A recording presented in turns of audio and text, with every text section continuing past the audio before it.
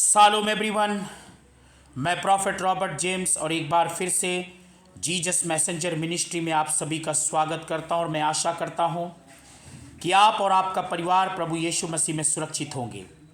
मेरे प्रियो, परमेश्वर का वचन आज मुझसे और आपसे बात करना चाहता है और जिस विषय के ऊपर परमेश्वर मुझसे और आपसे बात करना चाहता है वो विषय बहुत ही इंटरेस्टिंग है और जिसकी लाइफ से हम सीखने के लिए जा रहे हैं, उसकी लाइफ से प्रभु हमें बहुत कुछ सिखाना चाहता है और आज के वचन को बहुत ध्यान से हमें सुनने की आवश्यकता है। सुनने के साथ साथ उसे फॉलो करने की भी ज़रूरत है और हमें अपनी लाइफ में उसे अमल करने की भी ज़रूरत है। आज कई बार लोग पुराने नियम और नए नियम की बातें करते हैं। कई बार जब लोगों से बात की जाती वो कहते वो तो पुराने नियम के अंदर की बातें थी, पुराने नियम के अंदर लिखा था, पुराने नियम में प्रभु ने ऐसा कहा, नए नियम में तो ऐसा नहीं कहा, हम नए नियम के लोग हैं, नए नियम के सेवक हैं, नए नियम के विश्वासी हैं। ऐसे कहकर वो बहानेबाजी बहुत करते हैं। लेकिन पहला कुरिन्थियों 10:11 में लिखा है, बाइबल में सब बातें हमारी चेतावनी के लिए जो जगत के अंतिम दिनों में रहते हैं लिखी गई है। बाइबल के अंदर जो पुराने समय पर जो कुछ भी लिखा है, बाइबल के अंदर पुराने नियम में जो कुछ भी लिखा है, आज अंतिम दिनों में जो हम जी रहे हैं हमारे लिए लिखी गई। रोमियो 15:4 में लिखा है, जितनी बातें पहले से लिखी गई वे हमारी ही शिक्षा के लिए लिखी गई हैं। आज मैं बात करना चाहता हूं यीशु के 12 चेलों में से एक चेले के विषय में, जिसका नाम था यहूदा इस्करियोती। और यहूदा इस्करियोती के बारे में बाइबल हमें ऐसा बताती है कि जब यीशु मसीह ने अपने 12 चेलों का चुनाव किया, तो जब हम पढ़ते हैं लूका 6:12-16 में, वहां पर लिखा है कि सारी रात यीशु मसीह ने प्रार्थना में समय बिताया और सुबह अपने चेलों को पास बुलाकर उसमें से 12 लोगों को चुन लिया। यीशु ने चुनाव भी 12 चेलों का कैसे किया? प्रार्थना के द्वारा। प्रार्थना करके यीशु मसीह ने चेलों का चुनाव किया। यीशु मसीह ने सारी रात प्रार्थना की, फिर 12 चेलों को चुना। बाइबल हमें बताती है कि यहूदा के पास एक जिम्मेदारी भी थी। जब हम पढ़ते हैं यूहन्ना उसकी 12:4-6 में, तो लिखा है कि यहूदा के पास पैसों की थैली रहती थी, लेकिन यहूदा के अंदर एक ऐसा स्वभाव भी था और वो स्वभाव ये था कि यहूदा चोर था। जो कुछ भी पैसा थैली में डाला जाता था उसमें से वो पैसा निकाल लिया करता था, चोरी कर लिया करता था। और बाइबल के अंदर ऐसा बताया जाता है, जब हम पढ़ते हैं यूहन्ना उसकी 13:2 में लिखा है कि यहूदा के मन में शैतान यह डाल चुका था कि यीशु को कैसे पकड़वाया जाए। आज हम यहूदा की लाइफ से एक ऐसी बात को सीखने के लिए जा रहे हैं कि कब एक मनुष्य के अंदर दुष्ट आत्मा काम करती है, कब एक व्यक्ति के अंदर दुष्ट आत्मा अटैक करती है, कब एक व्यक्ति दुष्ट आत्मा के कब्जे में जा सकता है, कब एक दुष्ट आत्मा के गुलाम में हो सकता है, उसके वश में हो सकता है, और कब एक मनुष्य के ऊपर, कब एक विश्वासी के ऊपर दुष्ट आत्मा आक्रमण कर सकती है, उसे अपने कब्जे में ले सकती है। कब? जब वो अपनी लाइफ को नहीं बदलता। और ऐसा ही कुछ यहूदा इस्करियोती के साथ भी हुआ। यहूदा इस्करियोती यीशु मसीह के साथ रहते हुए भी उसका जीवन नहीं बदला, उसकी लाइफ में बदलाव नहीं आया, और बदलाव ना आने के कारण बाइबल हमें ऐसा बताती है कि शैतान यहूदा के मन को कब्जा कर लिया। जब हम लूका उसकी 22:3 को पढ़ते, लिखा है कि शैतान यहूदा के मन में समाया हुआ था। यह बात हमें ध्यान में रखना है कि मन के अंदर, क्योंकि उसके चोरी का स्वभाव था, लालच का स्वभाव था, बदला नहीं। लेकिन यहूदा की कुछ अच्छी क्वालिटी भी है। क्या क्वालिटी है? नंबर 1, मत्ती उसकी 27:3-5 में जब हम पढ़ते हैं, 25 नहीं है, 27:3-5 में जब हम पढ़ते हैं, वहां पर लिखा है, क्यों यहूदा के मन के अंदर शैतान समाया और क्यों यहूदा शैतान के वश में चला गया। मत्ती 27:3-5 में लिखे है, पहली बात यह सच है कि यहूदा अपनी गलती से पछताया। दूसरी बात यह भी सच है कि यहूदा ने अपनी गलती का अंगीकार किया। यह भी सच है कि वो जिन सिक्कों से यीशु को बेचा उसने मंदिर में वापस भी कर दिया। लेकिन एक सबसे खतरनाक बात और सबसे जो गलती यहूदा ने किया वो ये थी कि वो पलटकर यीशु के पास नहीं आया और जाकर उसने अपने आप को फांसी लगा ली।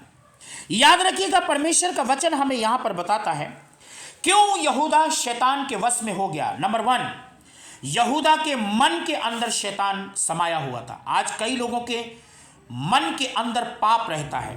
ऊपर से तो वो बदल जाते हैं, ऊपर से तो उनकी लाइफ बदली हुई दिखती है, ऊपर से तो वो परिवर्तित दिखते हैं, लेकिन अंदर से वो बदले नहीं है। अंदर से उनकी लाइफ बदली नहीं है और अंदर से उनके अंदर बदलाव नहीं हुआ है। बाहर बाहर वो बदल चुके हैं, बार बार वो मसीह दिखाई देते। जैसे कब्र को ऊपर से अच्छे तरीके से आप साफ सुथरा पोत दीजिए अंदर, लेकिन सड़ाहट भरी है। जिस प्रकार से बर्तन को ऊपर से मांजिए और अंदर गंदगी भरी रहती है, अगर अंदर से ना साफ करें तो बर्तन नहीं साफ हुआ। आज कई लोग ऊपर से अपने आप को साफ करने की कोशिश करते हैं, लेकिन उनका मन पूर्ण रीति से पाप में फंसा हुआ है, पाप में कैद है, पाप की गुलामी में है और उनका मन पाप किए बगैर रहता ही नहीं है। और यही बात यहूदा के अंदर थी। उसके मन के अंदर शैतान समाया हुआ था, क्योंकि मन के अंदर उसके लालच था, लोभ था। और ये लोभ एक दिन ऐसा उसकी लाइफ में काम किया। ये एक बात एक अलग है कि पहले से भविष्यवाणी यहूदा के लिए थी, लेकिन यहूदा की लाइफ को भी तो देखो। यीशु के साथ रहते हुए भी नहीं बदला। और आपको मालूम है, उसने आत्महत्या कर दिया। क्यों? ऐसा लिखा है यूहन्ना 13:27 में, जब यीशु मसीह ने रोटी का टुकड़ा तोड़ कर दिया तो यहूदा इस्करियोती रोटी का टुकड़ा लेकर बाहर चला गया। उसने खाया ही नहीं, शैतान ने उसको खाने ही नहीं दिया। और न जाने कितने लोग चोरी करते हैं, पैसे की चोरी करते हैं, अपने दसवांश की चोरी करते हैं, कमाते 30,000, 40,000, 50,000, लेकिन जब दसवांश देने की बात आती है सबसे बड़े चोर बन जाते हैं। वो मन नहीं बदला। यहां परमेश्वर का वचन रोमियोस की 2:4 में ऐसा लिखा है, परमेश्वर की कृपा हमें मन फिराव के लिए सिखाती है। परमेश्वर हमें मन फिराव के लिए सिखा रहा है। अगर आपका मन नहीं फिरा है, अगर आपका मन नहीं बदला है, तो आज मुझे और आपको अपने मन को बदलने की जरूरत है, मन फिराने की जरूरत है। बाइबल के अंदर यूहन्ना ने प्रचार किया, मन फिराओ स्वर्ग का राज निकट आ गया। यीशु ने मत्ती 4:17 में प्रचार किया, मन फिराओ स्वर्ग का राज निकट आ गया। चेलों ने भी यही बात का प्रचार किया, प्रेरितों के काम 2 अध्याय का 36, 37, 38 में, मन फिराओ और बपतिस्मा लो। मेरे प्रियो, आज लोगों का मन नहीं फिरता, ऊपर ऊपर से बदल जाते हैं। बाइबल के अंदर लिखा है नीति वचन 4:23 में, सबसे अधिक अपने मन की रक्षा करो, क्योंकि जीवन का मूल स्रोत वही है। और यहूदा ने मन नहीं फिराया। यीशु के पीछे तो जा रहा था, यीशु के साथ तो रहता था, 3.5 साल रहते हुए उसने बड़े बड़े चमत्कार देखे, चिन्ह देखे, बट लाइफ नहीं बदली। आज न जाने कितने लोग चर्च जा रहे हैं, लेकिन चुगलियां हैं उनके अंदर, घमंड है, ईर्षा है, बैर है, बदल नहीं रहे हैं, चर्च जा रहे हैं।